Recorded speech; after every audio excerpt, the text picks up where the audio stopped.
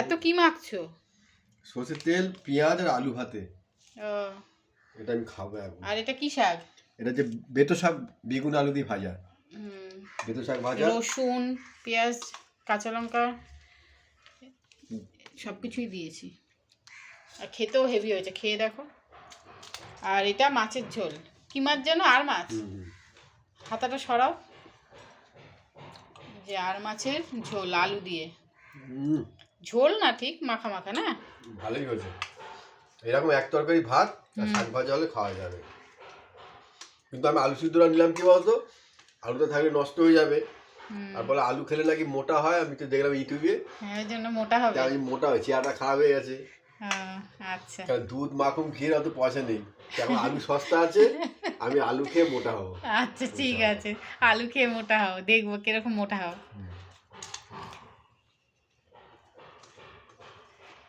ঠিক আছে, খেয়ে নাও।